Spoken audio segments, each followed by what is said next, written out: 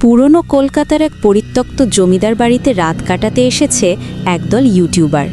তাদের মধ্যে ছিল সৃজা। সৃজা তার ঘরের কোণে একটা বিশাল পুরনো সেগুন কাঠের ফ্রেমের আয়না খুঁজে পেল। আয়নাটা এত পরিষ্কার যে মনে হয় তাকালে নিজের ভেতরটা দেখা যায়। সৃজা আয়নার সামনে দাঁড়িয়ে চুল আঁচড়াচ্ছিল, কিন্তু হঠাৎ সে খেয়াল করল সে যখন হাত নামিয়ে ফেলেছে, আয়নার ভেতরের সৃজা তখনও হাত নামায়নি। সে তখনও স্থির হয়ে দাঁড়িয়ে সৃজার দিকে এক পলক তাকিয়ে হাসছে। সৃজা ভয় পেয়ে পিছিয়ে এলো। সে তার বন্ধুদের ডাকতে চাইল, কিন্তু তার গলা দিয়ে কোনো স্বর বেরোলো না। সে দেখল আয়নার ভেতর থেকে একটা ফ্যাকাশে হাত ধীরে ধীরে বেরিয়ে আসছে। আয়নার ভেতরের ঘরটা ঠিক সৃজার ঘরের মতোই, কিন্তু সেখানে সব কিছু উল্টো এবং অন্ধকার। হঠাৎ সৃজা অনুভব করল এক অদৃশ্য শক্তি তাকে আয়নার দিকে টেনে নিয়ে যাচ্ছে। সে যতই বাধা দিচ্ছে, আয়নার কাঁচটা ততই জলের মতো নরম হয়ে তাকে গিলে নিতে চাইছে। হঠাৎ একটা বিকট শব্দে আয়নাটা কেঁপে উঠল। সৃজা দেখল সে এখন আর তার নিজের ঘরে নেই। সে দাঁড়িয়ে আছে আয়নার ভেতরে, আর বাইরে তার ঘরে দাঁড়িয়ে আছে সেই ছায়ামূর্তিটি, যে দেখতে হুবহু সৃজার মতো।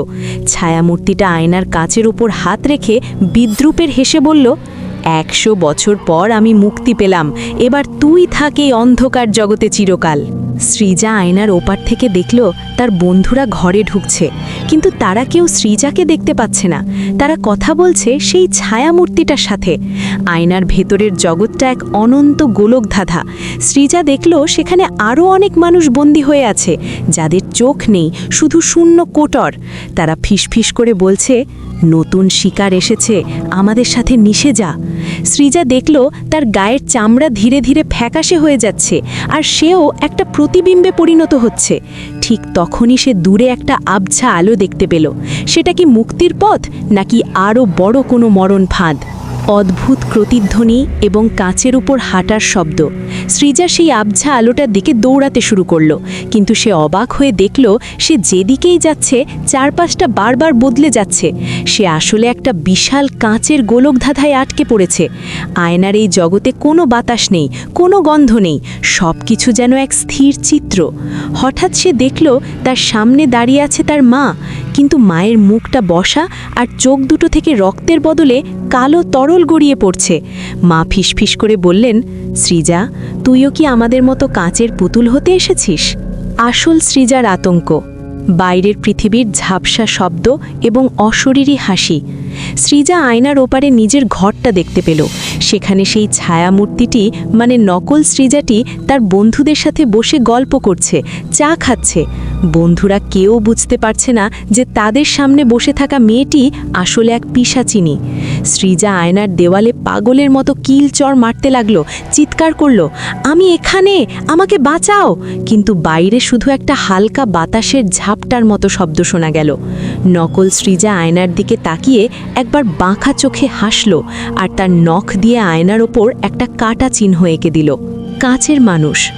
হঠাৎ সৃজা অনুভব করল তার নিজের শরীরটা শক্ত হয়ে যাচ্ছে। সে তার হাত দিকে তাকিয়ে শিউরে উঠল। তার চামড়া ধীরে ধীরে স্বচ্ছ কাঁচের মতো হয়ে যাচ্ছে। তার পাশ দিয়ে আরও কিছু ছায়ামূর্তি হেঁটে গেল, যাদের শরীর অর্ধেক কাঁচ আর অর্ধেক মাংসের। তারা সবাই একসময় এই আয়নার সামনে এসে নিজেদের হারিয়েছিল। তারা সৃজাকে ঘিরে ধরে বলতে লাগল, রাত 12টা বাজার আগে যদি তুই বেরোতে না পারিস, তবে তোর আত্মা এই কাঁচের ফ্রেমে চিরকাল জমে যাবে। মুক্তির সূত্র। দূরে সৃজা দেখল একটা পুরনো আমলের ভাঙা আয়না পড়ে আছে, যার ফ্রেমটা রূপোর তৈরি। সেই আয়নাটা থেকে একটা পবিত্র আলো বেরোচ্ছে। সৃজা বুঝতে পারল এটাই হয়তো এই জগৎ থেকে বেরোনোর একমাত্র দরজা। কিন্তু সেই আয়নাটার সামনে পাহারা দিচ্ছে এক কুৎসিত বৃদ্ধা, যার চুলগুলো লম্বা সাপের মতো ছটফট করছে। বৃদ্ধাটি আসলে এই মায়া দর্পণের রক্ষক। সৃজা যখনই এগোতে চাইল, বৃদ্ধা তার লম্বা নখ দিয়ে সৃজার কাঁচের মতো হয়ে যাওয়া বুকটা চিড়ে দিল। সৃজার যন্ত্রণায় চিৎকার করে মাটিতে লুটিয়ে পড়ল। কাঁচ ঘষার তীক্ষ্ণ শব্দ এবং সৃজার গোঙানি। সৃজার বুক থেকে রক্তের বদলে ঝরঝর করে কাঁচের গুঁড়ো পড়তে শুরু করল। সেই সর্পকেশী বৃদ্ধাটি অট্টহাসি হেসে উঠল, তোর রক্ত এখন আমার আয়নার পালিশ হবে। সৃজা দেখল তার হাত পা ধীরে ধীরে স্বচ্ছ হয়ে যাচ্ছে, সে প্রায় অদৃশ্য হয়ে যাচ্ছে। ঠিক তখনই সে তার পকেটে থাকা ছোট্ট একটা ধাতব আয়না মানে পকেট মিরর খুঁজে পেল, যেটা সে সব সময় সাথে রাখে। সে যখনই সেটা বৃদ্ধার দিকে ধরল, বৃদ্ধা নিজের বিভৎস চেহারা দেখে যন্ত্রণায় কুঁকড়ে গেল। ছদ্মবেশীর খেলা। বাইরের ঘরে তখন এক ভয়ঙ্কর খেলা চলছে। সেই নকল সৃজা তার বন্ধুদের একজনকে একা পেয়ে তার ঘাড় মোটকে দেওয়ার জন্য হাত বাড়ালো। বন্ধুরা ভাবছে সৃজা মজা করছে, কিন্তু তারা জানতো না সেই মেয়েটির নখগুলো এখন ইঞ্চিখানেক লম্বা হয়ে গেছে। আয়নার ভেতর থেকে সৃজা সব দেখছে, কিন্তু কিছু করতে পারছে না। সে তার শেষ শক্তি দিয়ে আয়নার দেওয়ালে একটা রক্তের ছাপ ফেলল। বাইরের বন্ধুরা হঠাৎ দেখল আয়নার ওপর একটা অস্পষ্ট হাতের ছাপ ভেসে উঠছে। রূপোর আয়নার সন্ধানে। হাজার হাজার কাঁচ ভাঙার শব্দ এবং বাতাসের গর্জন। সৃজা দেখল সেই রূপোর আয়নাটার দিকে দৌড়াতে শুরু করলো, কিন্তু আয়নার জগতের মেঝেটা এখন তরল পারদের মতো নরম হয়ে যাচ্ছে। প্রতিটা পদক্ষেপে সৃজা তলিয়ে যাচ্ছে। হঠাৎ শত শত কাঁচের হাত মাটি থেকে বেরিয়ে তার পা আঁকড়ে ধরল। তারা সবাই চায় সৃজা যেন এখান থেকে বেরোতে না পারে। সৃজা দেখল সেই রূপোর আয়নাটা এখন মাত্র কয়েক হাত দূরে, কিন্তু তার চারপাশটা আগুনের মতো লাল হয়ে উঠেছে। মরণ ফাঁদ। তীব্র আর্তনাদ এবং ঘড়ির কাঁটার শব্দ।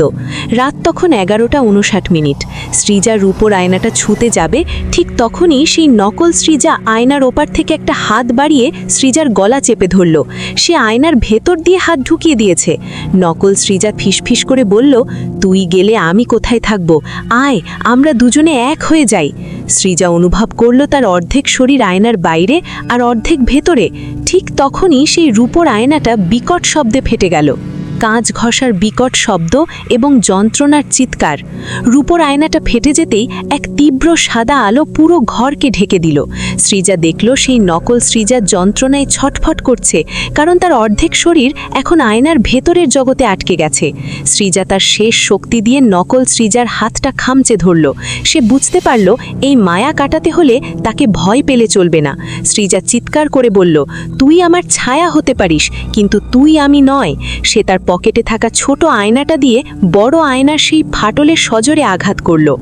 দর্পণের ধ্বংস। হাজার হাজার কাঁচ ভাঙার মরমর করে শব্দ এবং বাতাসের আর্তনাদ।